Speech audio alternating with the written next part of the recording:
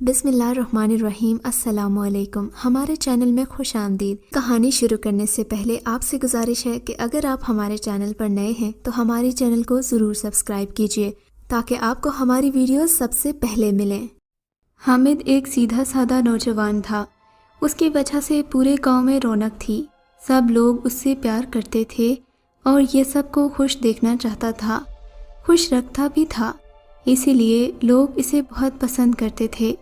لیکن آج یہی ہنسی مذاق کرنے والا لڑکا، لوگوں کو خوش رکھنے والا لڑکا بہت پریشان تھا، کیونکہ گاؤں کے لوگ اسے ہر روز کہتے تھے کہ اپنے باپ سے پوچھ کر یہ کھیت کے درخت کاٹ ڈالو، پھر زمین وسیع ہو جائے گی اور کھیتی باڑی بھی آسانی سے ہوگی۔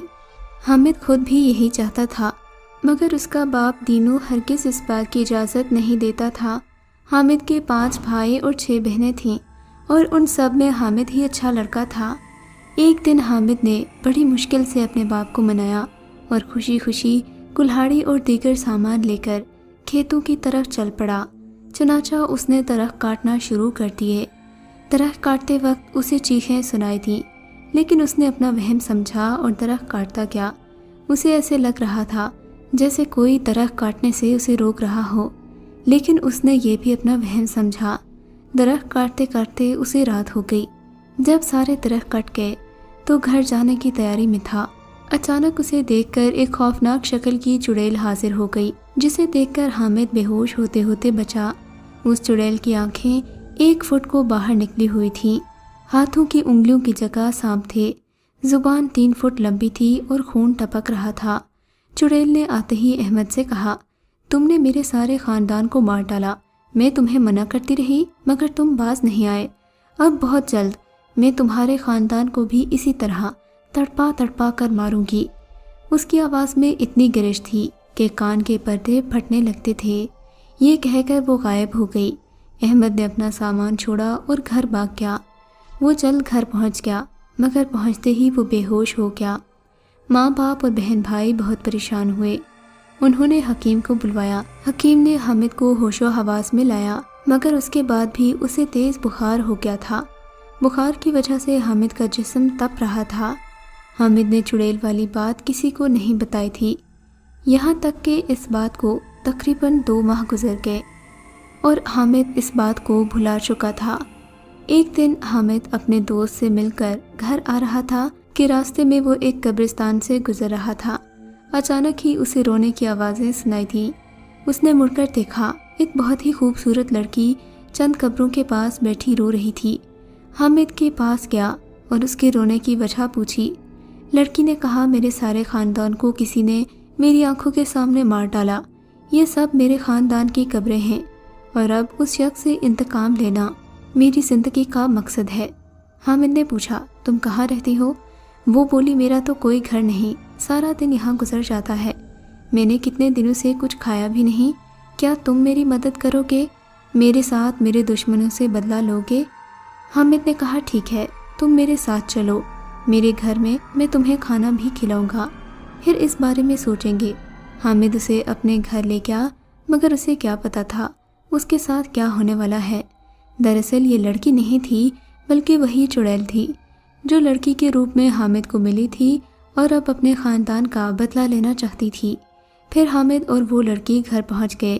حامد کی ماں نے اسے کہا، کون ہے یہ لڑکی؟ پھر اس نے ساری بات اپنی ماں کو بتا دی اور باپ کو بھی آگاہ کیا۔ حامد کے علاوہ اس کے سبھی گھر والے بہت رحم دل تھے۔ انہوں نے اس لڑکی کو اپنے پاس رکھ لیا۔ ارے بیٹا، میں نے تو تمہارا نام ہی نہیں پوچھا۔ حامد کی ماں نے مسکراتے ہوئے کہا تو وہ لڑکی بول پڑی، جی میرا نام شمائلہ ہے۔ دن گزرتے گئے اور شمائلہ وہاں رہ رہی تھی۔ ایک دن رات کے وقت وہ چڑیل اٹھی، اپنے کمرے سے باہر آ گئی اور اپنا اصلی روپ اپنا لیا۔ رات بہت خوفناک اور اندھیری تھی۔ پھر وہ ایک کمرے کی طرف بڑھنے لگی جہاں حامد کی بہن شازیہ اور بھائی حیات سو رہے تھے۔ اس چڑیل نے اپنے ہاتھوں کے سانپوں کو چھوڑا، پھر وہ سانپ اس کمرے کی طرف بڑھنے لگے اور زمین سے نکل کر دونوں کو چمٹ گئے۔ وہ دونوں بری طرح چیخ رہے تھے، مگر چڑیل کھڑی ہنس رہی تھی۔ جب وہ ٹھنڈے ہو گئے تو چڑیل کھڑی ان کی طرف بڑھی اور ان کے جسم سے دل وغیرہ نکال کر چبانے لگی۔ चीखों की आवाज़ सुनकर हामिद के माँ बाप उनके कमरे की तरफ दौड़े और दरवाज़ा खोला। चुड़ैल गायब हो चुकी थी और लड़की के रूप में आकर वापस अपने कमरे में बैठ गई थी। वो बिल्कुल खुश थी, मुतमईन थी, क्योंकि उसने अपने ख़ानदान का आधा बदला ले लिया था। इतनी देर में हामिद की माँ बेहोश हो गई। सब बहन भाई अपने छोटे भाइयों को देखकर रोने लगे। खैर वो समझे कि शायद इस कमरे में आसिब है। उन्होंने कमरे को ताला लगा दिया, लेकिन उनको क्या पता था ये सब उनके घर में रहने वाली डायन का किया धरा है। वक्त गुजरता गया और यूं ही 1 माह गुजर गया। एक दिन चुड़ैल फिर उठी। रात बहुत खौफनाक और अंधेरी थी। अब उसका रुख नादिया और आलिम के कमरे की तरफ था, जो हामिद के छोटे बहन भाई थे। हामिद सबसे बड़ा था। उसने फिर अपना असली रूप धारा और अपने हाथों के सांप छोड़ दिए, जो ज़मीन से निकलकर इन दोनों को चिमट गए। चुड़ैल ने उनका दोबारा वही हाल किया। अगले दिन जब दोनों का कमरा खोला गया तो सबकी चीखें निकल गईं। वो सब रोने लगे। हामिद की माँ पागल हो चुकी थी, क्योंकि 2 माह में उसके 4 बच्चे मौत के मुंह में चले गए थे। वो सबसे कहती, तुमने मेरे बच्चों को मारा है। वो शुमाइला को गालियां देना शुरू हो गई, तुम्हारे आने से मेरे बच्चे मर रहे हैं। शुमाइला ये बर्दाश्त न कर सकी और घर से चली गई। रास्ते में उसे हामिद मिला। वो उसे देखकर रुक गया और बोला, तुम कहाँ जा रही हो? हामिद, जो अपने बहन भाइयों की कब्र से होकर वापस आ रहा था।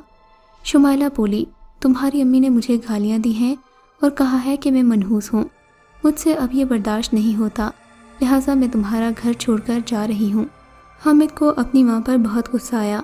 वो उसे अपने साथ घर ले आया और फिर एक दिन शुमाइला ने हामिद की माँ को भी मार डाला। उसने अपनी माँ को दफन किया तो हामिद का बाप कहने लगा, शायद हमें ये घर छोड़ देना चाहिए, क्योंकि इस घर में आसिब है। वो लोग नए घर में शिफ्ट हो गए। ये बहुत खूबसूरत था। हामिद अब शुमाइला को पसंद करने लगा था। जब हामिद के बाप को पता चला तो उसने कहा, एक दिन में आप दोनों यानी शुमाइला और हामिद की शादी कर दूंगा। हामिद बहुत खुश हुआ। रात हो चुकी थी। उसके बाप ने कहा, मैं छत पर सो जाता हूँ और तुम नीचे कमरे में सो जाओ। मगर फिर उस जालिम चुड़ैल ने हामिद के बाप का भी वही हाल कर दिया।